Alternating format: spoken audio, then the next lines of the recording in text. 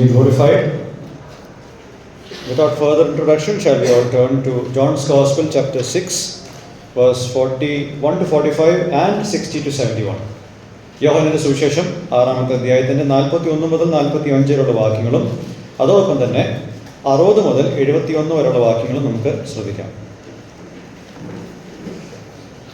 As Jesus introduced himself as the bread from heaven who gives life to the world, and the need to participate in faith in the atoning work of Jesus, we see a few reactions that came up towards Jesus.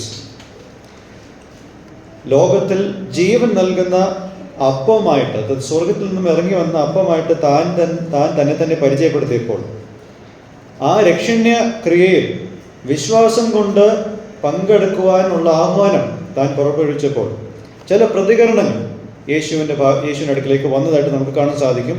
And we will look at the first reaction in verse 41 and 43 and in verse 61, where we see that the Jews and many of his disciples who walked with him, they grumbled. 41-ും 43-ാമത്തെ വാക്യവും 61-ാമത്തെ വാക്യത്തിലും നമ്മൾ കാണുന്നത് യഹൂദന്മാരും പിന്നെ യേശുവിൻ്റെ കൂടെ നടന്ന കുറച്ച് ശിഷ്യന്മാരും ഇത് നിമിത്തം പെറുപെറുത്തതായിട്ട് നമുക്ക് കാണാൻ സാധിക്കുന്നുണ്ട്. Continuing with the theme of Moses and manna, in the wilderness, the people of Israel did not continue in belief, and they expressed their hard-heartedness by complaining and grumbling.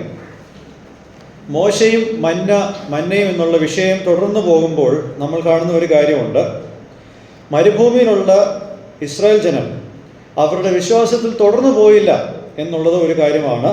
അതോടൊപ്പം തന്നെ പരാതി പറഞ്ഞും പിറുപിറുത്തും അവരവരുടെ കഠിന ഹൃദയത്തെ പ്രകടമാക്കി. And that's what we read in Numbers 14 verse 27. സംഖ്യാപുസ്തകം 14:27 നമ്മളത് കാണുന്നതാണ്. And now at this point the Jews and the disciples grumbled in repetition to the people of Israel in the wilderness. മരുഭൂമിയിലെ ആ പെറുപെറുപ്പിന്റെ തുടർച്ചയായിട്ട് നമ്മൾ ഇവിടെയും അതുതന്നെയാണ് കാണുന്നത്. യഹൂദന്മാരും യേശുവിന് കൂടെ നടന്ന ശിഷ്യന്മാരും ഇപ്പോൾ പെറുപെറുക്കുന്നുണ്ട്. And that is against God. ദൈവത്തിൻ്റെ അടുക്കലാണ് അവരെ പെറുപെറുക്കുന്നത്. And what were the reasons for such a grumbling? കാരണം എന്തായിരുന്നു ഈ പെറുപെറുപ്പിന്റെ പുറകിൽ? 1. The Jews grumbled because of Jesus' claim of being the bread that came down from heaven. സ്വർഗത്തിൽ നിന്നും ഇറങ്ങി വന്ന അപ്പമാണ് താൻ എന്ന് യേശു അവകാശപ്പെട്ടപ്പോഴുള്ള വിഷമമാണ് ഈ കംപ്ലൈനിങ്, ഈ പരാതി പറച്ചിലിന്റെ കാരണം. When Jesus said about this in verse 41, what did the people say in verse 42? 42-ാമത്തെ വാക്യത്തിൽ നാം എന്താണ് കാണുന്നത് എന്ന് വായിക്കാവോ മലയാളത്തിൽ? എന്നെ അയച്ച പിതാവ് ആകർഷിച്ചിട്ടല്ലാതെ ആർക്കും എന്റെ അടുക്കൽ വരുവാൻ 42 ഇവൻ യോസേഫിന്റെ പുത്രനായ യേശു അല്ലയോ? അവന്റെ അപ്പനെയും അമ്മയെയും നാം അറിയുന്നുവല്ലോ. പിന്നെ ഞാൻ സ്വർഗത്തിൽ നിന്ന് ഇറങ്ങി വന്നു എന്ന് അവൻ പറയുന്നത് എങ്ങനെ എന്ന് അവർ പറഞ്ഞു. They knew Jesus only as the son of Joseph. Even യോസേഫിന്റെ പുത്രൻ അല്ലയോ എന്ന് മാത്രമുള്ള ആ ഒരു തലത്തിൽ മാത്രമേ അവർ യേശുവിനെ അറിയുന്നുള്ളൂ. They were too familiar with Jesus in verse 42 that they failed to see the reality of who he is. താൻ ആരാണെന്നുള്ളതിൻ്റെ യാഥാർത്ഥ്യം കാണാൻ പറ്റാത്ത തലത്തിൽ അവർക്ക് അത്രയും പരിചയമായിരുന്നു യേശുവിൻ്റെ അടുത്ത്. See, this is in contrast to the conclusion that the Samaritans had about Jesus in chapter 4. 4-ാമത്തെ അധ്യായത്തിൽ ശമരിയക്കാർ യേശുവിനെ പറ്റി സാക്ഷ്യപ്പെടുത്തുന്നത് ഇത് തന്നെയാണ് ലോകത്തിന്റെ രക്ഷിതാവ്. This is the savior of the world. That's what the Samaritans told in chapter 4. ശമരിയക്കാർ യേശുവിനെ അത്രയും പരിചയപ്പെട്ട് വന്നിട്ടില്ല. 2 ദിവസത്തെ പരിചയത്തിന്റെ അടിസ്ഥാനത്തിലാണ് അവരത് പറയുന്നത്.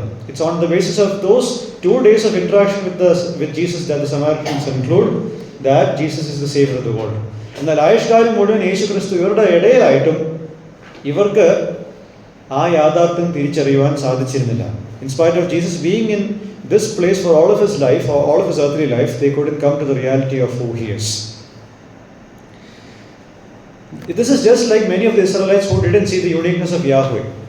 യഹോവയുടെ നിസ്തുല്യത മരുഭൂമിയിൽ ഇസ്രായേൽ ജനം എപ്രകാരം കണ്ടില്ല, അതുപോലെ തന്നെയാണ് ഇവിടെയും സംഭവിക്കുന്നത്. These people should have thought that it would be impossible for an ordinary person like Jesus to feed the 5,000. 5,000 പേരെ പോഷിപ്പിക്കുന്നത് ഒരു സാധാരണക്കാരന് പറ്റുന്നതല്ല എന്ന് ഇവർ ചിന്തിക്കണമായിരുന്നു. But they didn't do that. We see in verse 52 of this same chapter, how can this man give us his flesh to eat? Look at that. ഈ മനുഷ്യൻ എങ്ങനെയാണ് തൻ്റെ ശരീരം ഞങ്ങൾക്ക് തരുന്നത്? They only thought of him as a man. തലേ ദിവസം ഭക്ഷണം ലഭിച്ച ആൾക്കാരാണിത് പറയുന്നത് നമ്മൾ ഓർക്കണം. Realize that it's the people who were recipients of the feeding of the 5,000 that are making this statement. They had in mind, so the second reason for this grumbling is they had in mind a Messiah who would be palace-dwelling, rich, royal person who aggressively liberates them from political bondage. ഇവരുടെ മനസ്സിലുണ്ടായിരുന്ന മശിഹ കൊട്ടാരത്തിൽ വസിക്കുന്ന ധനികനായ ഒരു രാജകീയനായ, അതായത് ഇവരുടെ അടിമത്തത്തിൽ നിന്നും ഇവരെ വിടുവിക്കുന്ന, റോമൻ സർക്കാരിൻ്റെ കീഴിലുള്ള അടിമത്തത്തിൽ നിന്നും ഇവരെ വിടുവിക്കുന്ന ഒരു പോരാളിയായിട്ടുള്ള ഒരു മശിഹയായിരുന്നു ഇവരുടെ മനസ്സിലുള്ള ചിത്രം. It was not a poor carpenter who became a preacher and eventually became a suffering servant.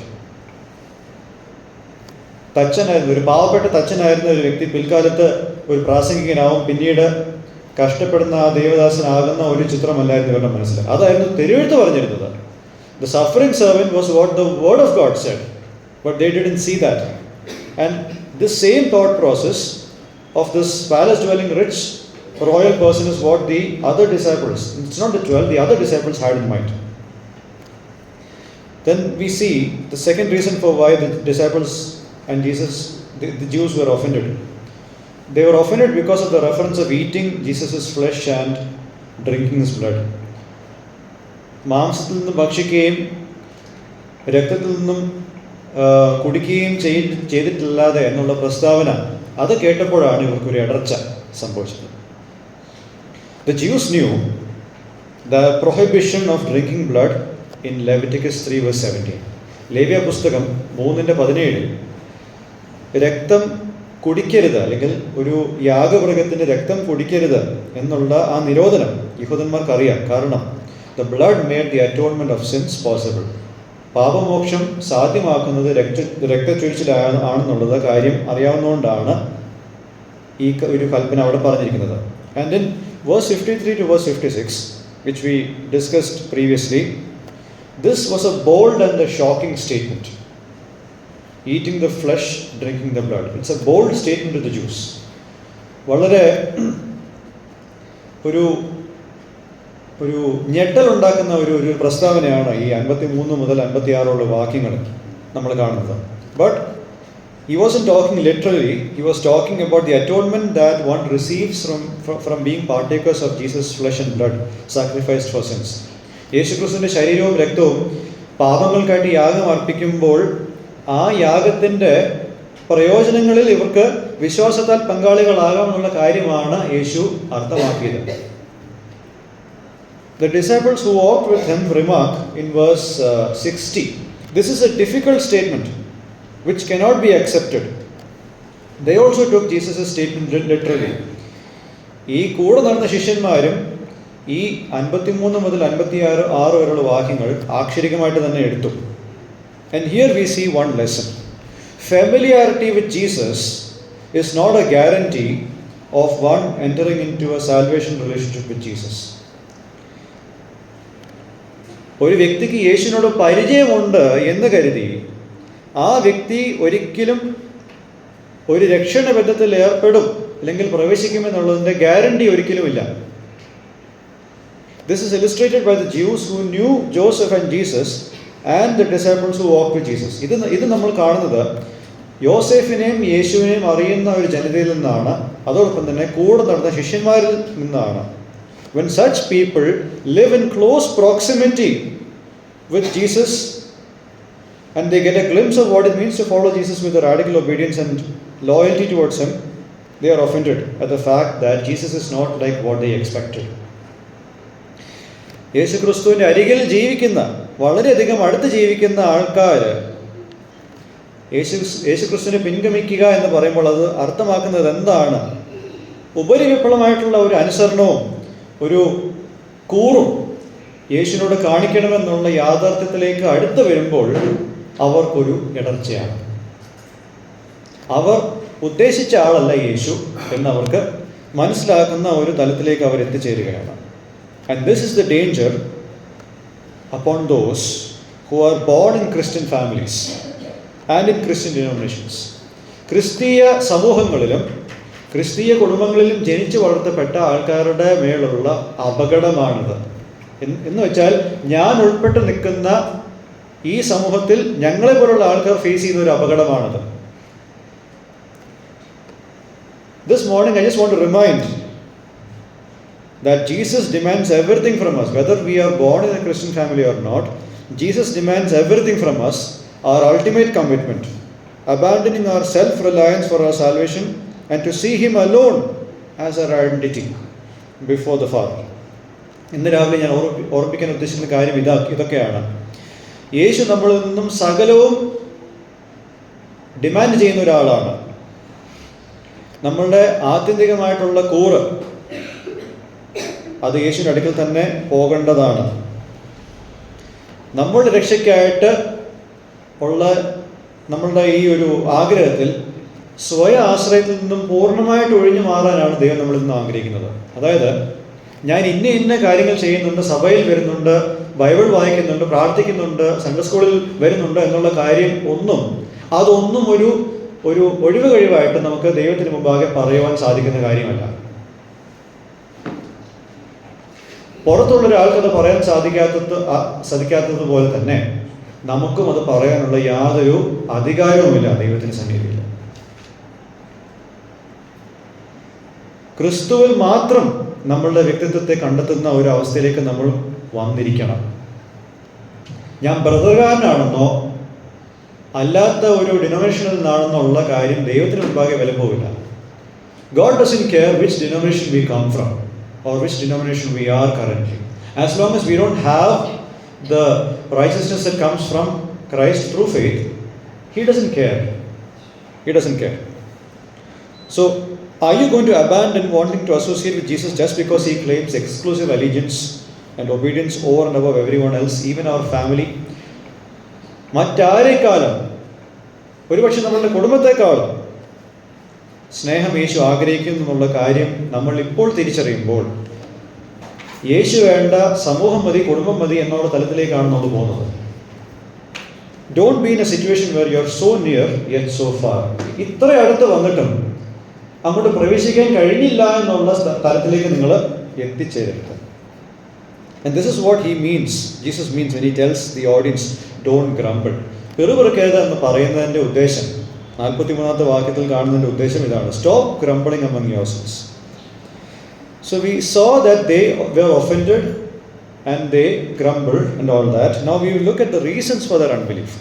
എന്തുകൊണ്ടാണ് ഇവർ അവിശ്വസിച്ചത്? Number 1, the audience has seen Jesus and yet do not believe. ആദ്യമായിട്ട് നമ്മൾ കാണേണ്ടത്, ഈ സദസ്സ് യേശുവിനെ കണ്ടു എന്നിട്ടും വിശ്വസിച്ചില്ല. Verse 36 and 64. 36-ാമത്തെയും 64-ാമത്തെ വാക്യത്തിൽ നമ്മൾ ഇതാണ് കാണുന്നത്. See, this is a willful choice of rejection to what Jesus said. യേശു ക്രിസ്തു പറഞ്ഞ കാര്യത്തിനോട് മനഃപൂർവ്വമായിട്ടുള്ള ഒരു തിരസ്കരണമാണ് നമ്മളിവിടെ കാണുന്നത്. These Jews and disciples had seen the healings Jesus did the previous day. 5 അപ്പം കൊണ്ട് 5000 പേരെ പോഷിപ്പിച്ച ദിവസം അത് മാത്രമല്ല നടന്നത്. അന്ന് രോഗസൗഖ്യങ്ങൾ നടന്നു പകല് മുഴുവൻ. They saw the healings that happened the previous day, and then Jesus spoke about the kingdom of God. So they heard the words that He spoke on the kingdom of God. ദൈവരാജ്യത്തെ പറ്റിയുള്ള സന്ദേശങ്ങളും അന്ന് രാവിലെ നടന്നിരുന്നു. And then in the evening they experienced the feeding of the 5,000. അന്ന് വൈകുന്നേരം ആ ഭക്ഷണം അവർ ഭക്ഷിച്ചു.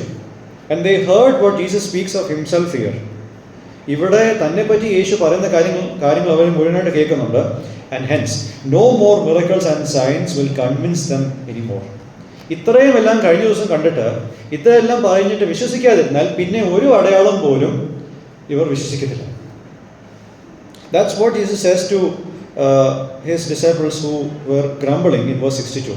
What then if you see the Son of Man ascending to where He was before? ഇത്രയൊക്കെ കണ്ടിട്ട് നിങ്ങൾ ഇങ്ങനെ പിറുപിറുക്കുന്നെങ്കിൽ ഇനി മനുഷ്യപുത്രൻ സ്വർഗാരോഹണം ചെയ്യുമ്പോൾ നിങ്ങൾ എന്ത് പറയും? What will you say then? They won't believe Jesus even if they see Him ascend. So this is one thing. They willfully rejected.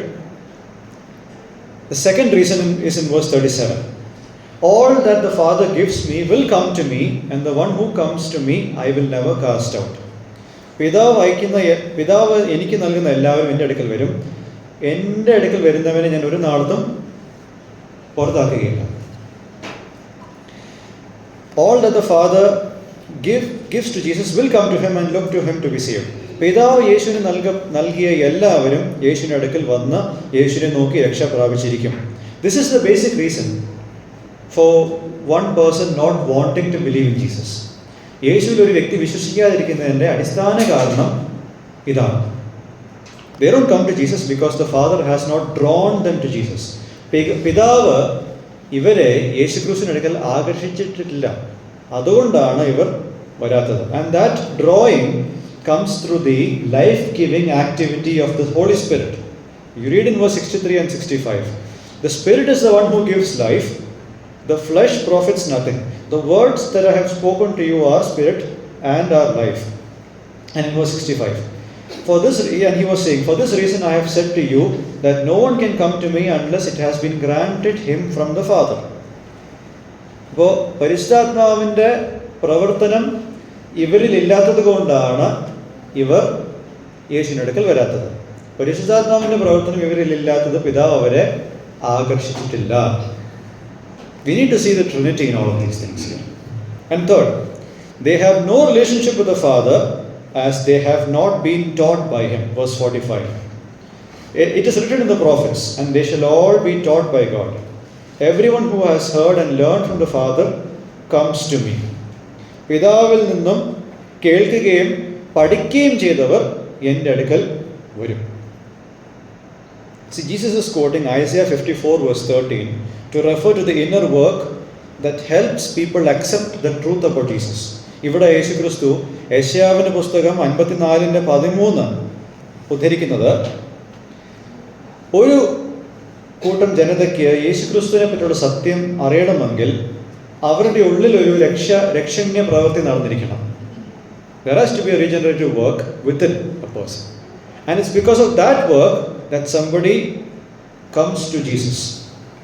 So here is one lesson. Some people say, maybe I am not chosen by God, so God will not accept me when I come to him. ഈ മുൻനിർണയം എന്നുള്ള വിഷയം എതിർക്കുന്നവർ ഇതൊക്കെയാണ് പറയുന്നത് ഒരു രീതിയിലാണ്. Somebody who is against predestination talks like this. എന്നെ ദൈവം തിരഞ്ഞെടുത്തിട്ടില്ലായിരിക്കും, അതുകൊണ്ട് തന്നെ ഞാൻ വന്നാൽ പോലും ദൈവം എന്നെ സ്വീകരിക്കത്തില്ല. See, this is a misuse of the teaching of predestination and foreknowledge of God.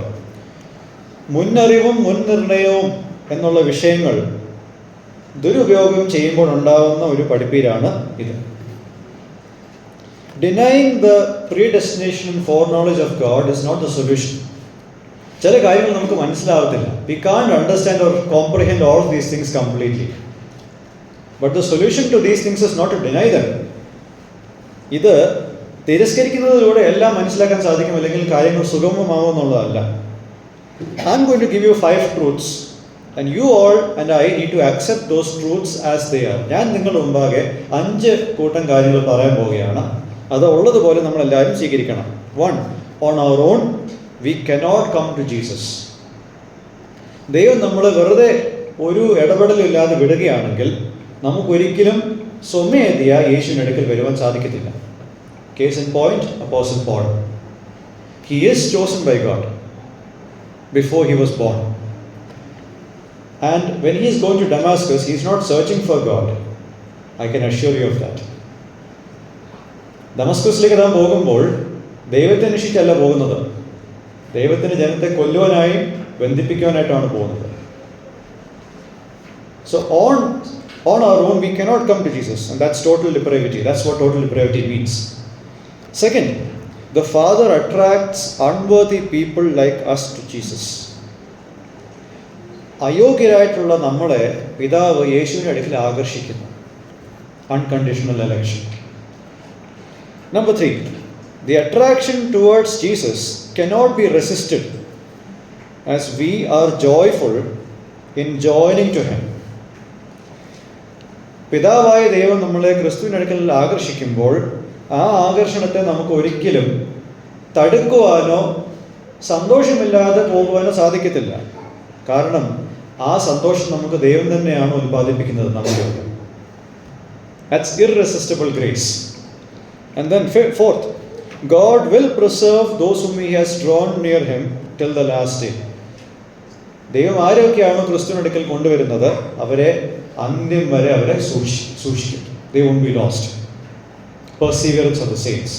വിശുദ്ധന്മാരുടെ വിശ്വാസത്തിലെ സ്ഥിരത. And we will make use of the atonement that Jesus has given for us, unlike others who don't believe. And that's limited atonement. നമുക്കായിട്ട് ദൈവം ഒരുക്കിയ ഈ രക്ഷയെ നമ്മൾ ഉപയോഗിക്കും വിശ്വാസത്തിലൂടെ. So these are the 5 things we know, and we need to accept these things as they are. Jesus promises to receive anyone who comes to Him, that they will have eternal life. 40ാമത്തെ വാക്യത്തിൽ തൻ്റെ അടുക്കലേക്ക് ആര് വന്നാലും അവർക്ക് നിത്യജീവൻ ലഭ്യമാകുമെന്നുള്ളത് നമുക്ക് അറിയാം. So these are things we know. We know of our sinfulness. നമ്മളുടെ പാപത്തിൻ്റെ അവസ്ഥ നമുക്കറിയാം. We know about God's love for us. ദൈവത്തിന് നമ്മളുള്ള സ്നേഹത്തെ പറ്റി നമുക്കറിയാം. We know His provision for our salvation. നമ്മളെ രക്ഷയ്ക്കായിട്ട് താൻ ഒരുക്കിയ എല്ലാ കാര്യങ്ങളും നമുക്കറിയാം. We know that it is our duty to persevere in salvation. വിശ്വാസത്തിൽ സ്ഥിരതയോടെ നിൽക്കാനുള്ള നമ്മളുടെ കർത്തവ്യം എന്താണെന്ന് നമുക്കറിയാം. The benefit of the salvation in all the points that we have mentioned. രക്ഷയുടെ പ്രയോജനങ്ങൾ എന്തൊക്കെയാണെന്ന് നമുക്കറിയാം. So these are truths we know. ഇതൊക്കെ നമുക്കറിയാം. Come to Christ based on these truths and be saved. ഈ സത്യങ്ങളുടെ അടിസ്ഥാനത്തിൽ ക്രിസ്തുവിന്റെ അടുക്കൽ വരിക, രക്ഷ പ്രാപിക്കുക. Act on the basis of what you know. നിങ്ങൾക്ക് അറിയാവുന്നതിൻ്റെ അടിസ്ഥാനത്തിൽ നിങ്ങൾ പ്രവർത്തിക്കുക. Don't reject God on the basis of what you assume as God's plans. I told you earlier, some people say, maybe I am not chosen, so I may not be accepted when I come. How do you know that? ദൈവം എന്നെ ചിലപ്പോൾ തിരഞ്ഞെടുത്തിട്ടില്ലായിരിക്കും, അതുകൊണ്ട് ഞാൻ വന്നാലും എന്നെ സ്വീകരിക്കത്തില്ല. അത് നിങ്ങൾക്ക് എങ്ങനെ അറിയാം? അത് നിങ്ങളുടെ ബുദ്ധിക്ക് അപ്പുറമായിട്ടുള്ള കാര്യമാണ്. അതിലേക്ക് നമ്മൾ തലയിടേണ്ട കാര്യമില്ല. പക്ഷെ അറിയാവുന്ന കാര്യങ്ങൾ എന്തൊക്കെയാണെന്ന് ഞാനിപ്പോൾ പറഞ്ഞു, അതിൽ ആശ്രയിച്ച് വരിക. Your assumptions might be wrong. Now, we see that the Jews and some of His disciples rejected Him. Was Jesus taken by surprise? ഇത് യേശുവിനെ എന്താ പറയുക, ആശ്ചര്യപ്പെടുത്തിയോ? No, He didn't surprise Him.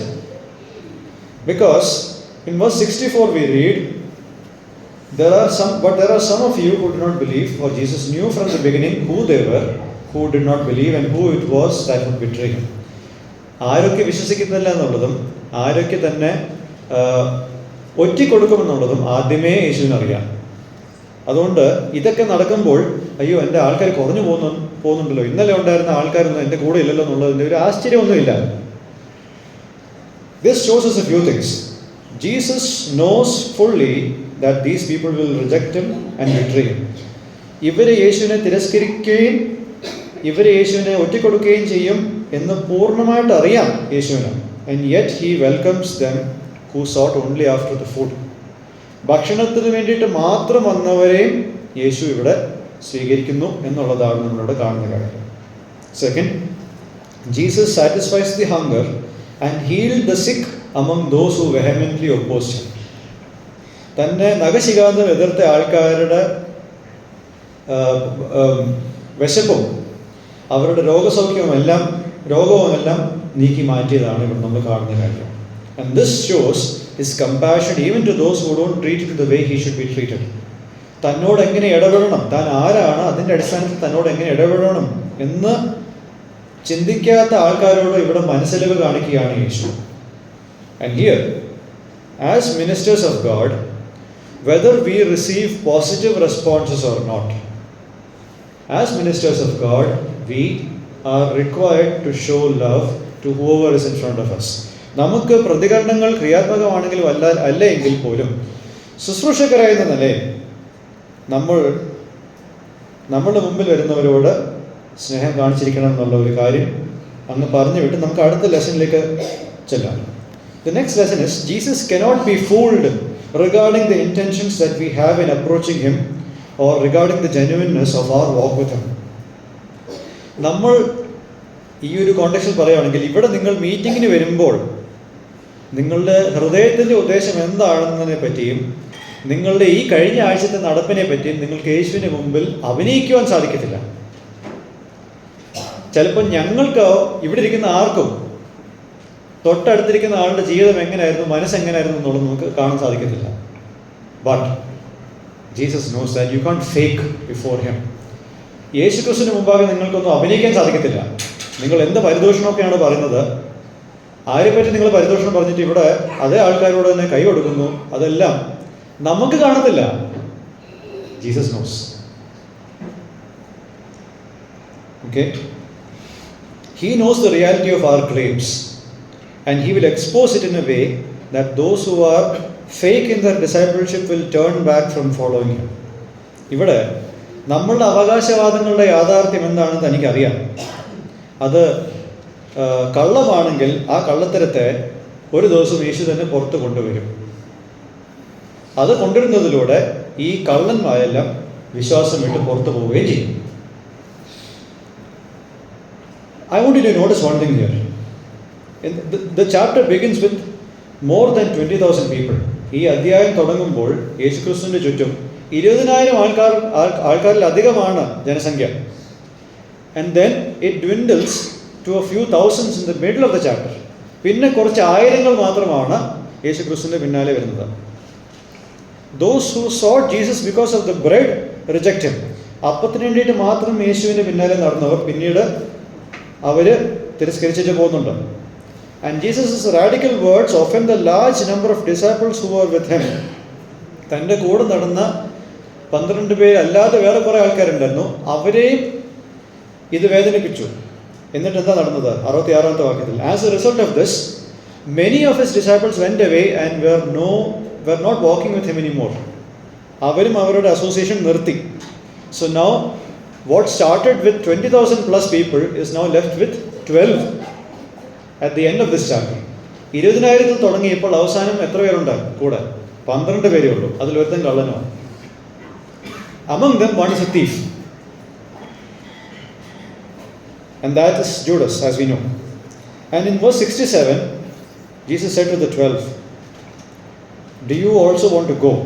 See, he frames this question in a way that tests their attitude towards Jesus.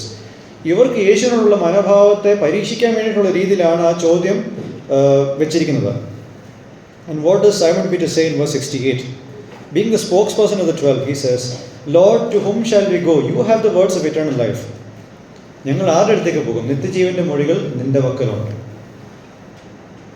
They have nowhere else to go. He along with the others are convinced of what are they convinced? In verse 69.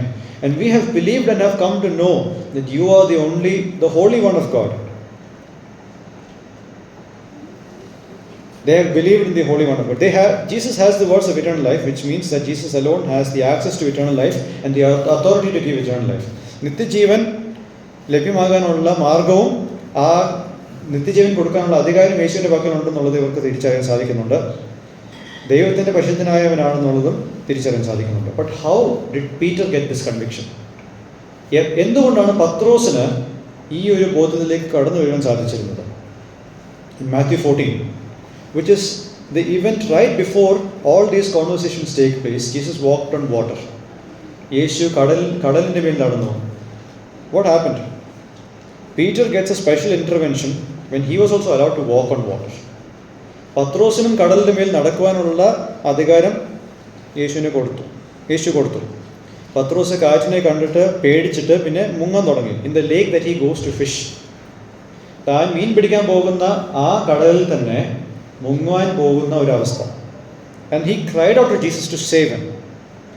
താൻ നിലവിളിച്ചു യേശുവിനോട്. യേശു പത്രോസിനെ രക്ഷിച്ചു. And that special enablement is what this crowd missed. ശിഷ്യന്മാരെല്ലാം ഈ സദസ്സ് കണ്ട എല്ലാം ശിഷ്യന്മാരും കണ്ടു. പക്ഷെ ഇവർക്ക് ഒരു എക്സ്ട്രാ കാര്യം കൂടെ കാണാൻ സാധിച്ചു. And that is what Peter experienced. The disciples have heard Jesus' teachings. They saw Jesus healing the sick. They saw the feeding of the 5,000. They saw Jesus walking on water. They saw Peter walking on water. They saw Peter being rescued. They saw the wind ceased. They saw the sea being calm. ഇതെല്ലാം extra അവർ കണ്ടു. And these extra set of miracles were the Father's way of drawing the disciples to Jesus to obtain eternal life that is given by the Spirit. അപ്പോൾ ഇത് ആത്മാവ് നൽകുന്ന നിത്യജീവനിലേക്ക് പിതാവ് ഇവരെ യേശുവിലേക്ക് ആകർഷിച്ചത് ഇപ്രകാരമായിരുന്നു. That extra miracle you see in verse chapter 6 and verse 15 to 21. That's the extra miracle there. This is how God drew them. Yet one of them was a devil, referring to Judas who would eventually betray him. See, we know that the thought of betraying Jesus came to Judas a week prior to the crucifixion. ക്രൂശിലേക്ക് യേശു പോകുന്നതിന് ഒരാഴ്ച മുമ്പാണ് യൂദാസിന് ആ ചിന്ത വന്നത്. പക്ഷേ അതിന് എത്രയോ മുമ്പ് തന്നെ യേശുവിന് അറിയാം ഇതൊക്കെ നടക്കും എന്നുള്ളത്. Now I'll just give you two more lessons and we will stop our sermon. Those who put genuine faith in Jesus Christ and see His worth are those whose minds have been drawn to Jesus by the Father in a life-changing way. യഥാർത്ഥമായിട്ടുള്ള വിശ്വാസം യേശുവിൽ അർപ്പിക്കുന്ന വ്യക്തികൾ, യേശുവിന് മൂല്യം കാണുന്ന വ്യക്തികൾ ആരൊക്കെയാണ്? പിതാവ് അവരുടെ മനസ്സിനെ രൂപാന്തരപ്പെടുത്തി ഒരു ജീവിത രൂപാന്തരം വരുത്തിയ വ്യക്തികളാണ് ഇപ്രകാരം യേശുവിൻ്റെ അടുത്തേക്ക് യഥാർത്ഥ വിശ്വാസമായിട്ട് വരുന്നത്. On the other hand, those who are not drawn in their inner being towards Christ and are not infused life by the Spirit will eventually abandon Christ and go away. മറ്റൊരു തലത്തിൽ നോക്കിയാൽ അകമേ ഒരു ആകർഷണം യേശുക്രിസ്തുവിനോട് വരാത്ത ഒരാൾ, ആത്മാവ് അവരുടെ ഉള്ളിൽ നിത്യജീവൻ പകർന്നു കൊടുത്തിട്ടില്ലാത്ത ഒരാൾ, ആ വ്യക്തി എത്ര നാൾ നിന്നാലും ഒരു ദിവസം യേശുവിനെ വിട്ടുപോകും. It doesn't matter how long that person stayed with Jesus. എത്ര നാൾ നിന്നു എന്നുള്ളത് ഒരു കണക്കിൽപ്പെടുന്ന കാര്യമല്ല. This crowd just stayed for one day. ഈ സദസ്സ് ഒരു ദിവസം മാത്രമേ യേശുവിൻ്റെ കൂടെ നിന്നുള്ളൂ. The disciples in verse 66 who left, they stayed for almost 2 years. ഈ ശിഷ്യന്മാർ, വിട്ടുപോയ ശിഷ്യന്മാർ ഏകദേശം 2 വർഷത്തോളം യേശുവിൻ്റെ കൂടെ നിന്നു. Judas stayed for 3.5 years. Judas 3.5 വർഷക്കാലം നിന്നു. One thing common about all of them is that they haven't persevered till the end. ഇവരെ പറ്റി പൊതുവായിട്ടുള്ളൊരു കാര്യം എന്താണെന്ന് ചോദിച്ചാൽ ഇവരാരും അന്ത്യം വരെ നിലനിന്നില്ല. They abandoned because they didn't see Christ for who He is and they didn't find their source of eternal life in Jesus. യേശു ആരാണെന്നുള്ള കാര്യത്തിൽ അവർക്ക് ഒരു ബോധ്യമില്ലാത്തത് കൊണ്ടാണ് അവർ യേശുവിനെ വിട്ട് പോയത്. So an application here is, we who are sitting here, who are calling ourselves believers, let us give God the due credit for our conviction regarding who Jesus is. ഇപ്പോൾ നമ്മൾ ഇവിടെ ഇരിക്കുന്നുണ്ട്, വിശ്വാസികൾ എന്നുള്ള വിളിപ്പേരിൽ നമ്മൾ ഇവിടെ ഇരിക്കുന്നുണ്ട്. നമ്മളത് ചെയ്യുന്നുണ്ടെങ്കിൽ, യേശു ആരാണെന്ന് നമുക്ക് തിരിച്ചറിയാൻ സാധിക്കുന്നുണ്ടെങ്കിൽ അതിൻ്റെ പൂർണ്ണ മഹത്വവും ദൈവത്തിന് മാത്രമാകാം. No man can call Jesus Lord unless the Spirit works in him. ഒരു വ്യക്തിയിൽ ദൈവത്തിൻ്റെ ആത്മാവ് പ്രവർത്തിക്കാതെ ആ വ്യക്തിക്ക് ഒരിക്കലും യേശുവിനെ കർത്താവെന്ന് വിളിക്കാൻ സാധിക്കത്തില്ല. And if we could see that reality, if we could call Jesus as our Lord, it's because of God doing that redemptive work in us. The disciples who are chosen by the Father, like us, also had hardened hearts which needed to be changed. നമ്മളെപ്പോലെ തന്നെ പിതാവിനാൽ ആകർഷിക്കപ്പെട്ട ശിഷ്യന്മാർക്കും കഠിന ഹൃദയം ഉണ്ടായിരുന്നു. It's there in the Gospel of Mark. It's there in the Gospel of Mark where the disciples' hearts had been hardened after the 5,000 people were fed. But their hearts needed to be changed. And God accomplished it so that we and they would come to faith. This is God's gift. കഠിനമായ ഹൃദയങ്ങളെ മാറ്റി ഒരു പുതിയ ഹൃദയം തരുന്ന ക്രിയ, അത് യേശുവിലൂടെ ദൈവം തന്നതാണ്. നമുക്കിങ്ങനെ ഈ ഒരു രക്ഷയുടെ ബന്ധത്തിലേക്ക് വരുവാൻ കാരണം ഇത് ദാനമാണ്. This is a gift of God. And the last lesson, Jesus didn't care about the numbers of the people who followed him because his mind prioritized the genuineness of the people who followed him. ഈ കൂടെ നടക്കുന്നവരുടെ എണ്ണത്തിലൊന്നും യേശുവിന് ഒരു ഇൻട്രസ്റ്റും ഇല്ല. യേശുവിൻ്റെ interest എന്താണെന്നറിയോ? കൂടെ നടക്കുന്നവർ യഥാർത്ഥമായിട്ട് തന്നെ നടക്കണം. അല്ലാതെ കൂടുതൽ ആൾക്കാരുണ്ടെന്നൊന്നും പറഞ്ഞിട്ടൊന്നും യേശുവിനൊന്നും അതൊന്നും വിഷയമല്ല. See, in ministry today we often measure success in terms of numbers. എണ്ണത്തിൻ്റെ കാര്യത്തിലാണ് നമ്മൾ ഇന്നത്തെ ആൾക്കാരുടെ വിജയങ്ങളെ അളക്കുന്നത്. ഇന്ന ചർച്ചിൽ ഇത്രയും പേരുണ്ട്, അല്ലെങ്കിൽ ഞാൻ മൂലം ഇത്രയും പേര് മുന്നോട്ട് വന്നു, അങ്ങനെ ഒരു അളവ് പോലെ നമ്മൾ വെക്കുന്നുണ്ട്, അറിഞ്ഞോ അറിയാതെയോ. ഇതാണ് മിനിസ്ട്രിയുടെ വിജയത്തിൻ്റെ അളവുകോലെങ്കിൽ ഇവിടെ യേശു ഭൂലോക പരാജയമാണ്. If this is the yardstick of success, if numbers are the yardstick of success, then Jesus is a big failure at this chapter. Because what started as 20,000 now is reduced to 11 at the end. And what is it? He is unnecessarily offending people as per our language. മനഃപൂർവ്വമായിട്ട് ആൾക്കാരെ ഇടർച്ച വരുത്തി എണ്ണം കുറയ്ക്കുന്നത്, it's not modern day evangelism. Think about that. This is so different from what we think as success in today's world. See, he is not doing anything to retain the large crowd. ഈ എണ്ണത്തിൽ വലിയ ഈ ഒരു സമൂഹത്തിനെ ആ എണ്ണം കുറയ്ക്കാതെ നിർത്തുവാൻ യേശു ഒന്നും ചെയ്യുന്നില്ല. ചെയ്യുന്നുണ്ടെങ്കിൽ അത് കുറയ്ക്കാനാണ് ചെയ്യുന്നത്. He isn't doing anything to retain the large crowd because he knows what they need, whether they accept it or not. അവർക്ക് അംഗീകരിക്കുകയോ ചെയ്യാതിരിക്കുകയോ ചെയ്യാം, പക്ഷേ അവരുടെ ആവശ്യങ്ങൾ അവരെക്കാൾ കൂടുതൽ യേശുവിന് അറിയാം. അതുകൊണ്ട് തന്നെ ഈ എണ്ണത്തെ നിലനിർത്തുവാൻ യേശു യാതൊന്നും ചെയ്യുന്നില്ല. And he gives them exactly what they need. He doesn't attempt to entertain them. അവരെ എങ്ങനെയെങ്കിലും ഇങ്ങനെ കൂട്ടത്തിൽ നിർത്തണമെന്ന് യേശു ആഗ്രഹിക്കുന്നില്ല. And this is how we need to be in ministry. ശുശ്രൂഷ, പ്രത്യേകിച്ച് സഭ ശുശ്രൂഷ, നമ്മളും ഇപ്രകാരം തന്നെ ആയിരിക്കണം. എണ്ണം മാത്രമല്ല നമ്മുടെ അളവുകോൽ. എണ്ണം ഒരു വിഷയമേ അല്ല. Be concerned more about the genuine discipleship. യഥാർത്ഥമായിട്ട് യേശുവിന് ശിഷ്യരാകാവുന്ന കാര്യത്തെപ്പറ്റി നമ്മൾ കൂടുതൽ ചിന്തയുള്ളവരായിരിക്കണം. And we focus on the gospel and seek genuine followers of Christ who will endure to the end. താൽക്കാലികമായിട്ട് ഇവിടെ എന്തെങ്കിലും ഒരു ആവശ്യത്തിനായിട്ട് വന്നിട്ട് പോകുന്ന ആൾക്കാരെ നിലനിർത്താൻ നമുക്ക് ഒരു ബിസിനസ്സും ഇല്ല. യേശുവിനെ സ്നേഹിക്കുകയും അന്ത്യം വരെയും യേശുവിനെ പിൻഗമിക്കുകയും ചെയ്യുന്ന ആൾക്കാരെ അന്വേഷിക്കുക. അങ്ങനെയുള്ളവരെ അങ്ങനെയുള്ളവരോട് മിനിസ്റ്റർ ചെയ്യുക, അങ്ങനെയുള്ളവരെ വളർത്തിയെടുക്കുക.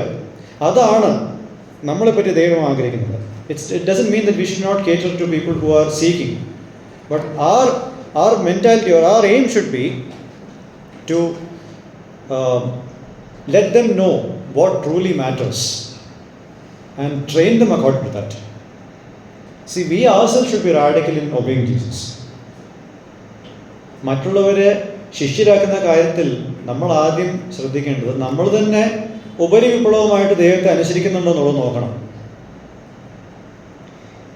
And we need to continually put across the gospel of the whole counsel of God so that people are not fooled by what Christianity is not. നമ്മൾ പലപ്പോഴും എണ്ണം കുറയ്ക്കാതിരിക്കാൻ ചെയ്യുന്ന പല കാര്യങ്ങളും കണ്ടിട്ട് ഇതാണ് ക്രിസ്തീയത എന്ന് വിശ്വസിക്കുന്നവരുണ്ട്. We try to do a lot of things to retain the number of people in our crowds, and many people think this is what Christianity is about. And the moment they go to places where these extra things are not there, they fall away from faith. ഈ ആൾക്കാരെ നിലനിർത്തുവാനും കൂട്ടുവാനുള്ള നമ്മൾ ദൈവ ആലോചനയ്ക്ക് വെളിയിലുള്ള കാര്യങ്ങൾ ചെയ്യുന്ന കാര്യങ്ങൾ വേറെ എവിടെയെങ്കിലും ഇല്ലാതിരിക്കുമ്പോൾ അവിടെ ഇവരുടെ വിശ്വാസമില്ലായ്മ പ്രകടമാകും. It's a reality check for us. What are we using to increase the church? Or what are we using to minister to the church? Is it peripheral things which the world can give? മറ്റ് സമുദായങ്ങൾക്കും ലോകത്തിനും തരുന്ന കാര്യങ്ങൾ മാത്രം ചെയ്യുന്നതാണോ നമ്മളുടെ ഉത്തരവാദിത്വം? അതോ are we going to focus on the people with the word of God that Jesus gave to us? Think about that. So with that we come to the end of chapter 6, and God willing, next time when we touch upon John, we'll start with chapter 7. May God's name be glorified.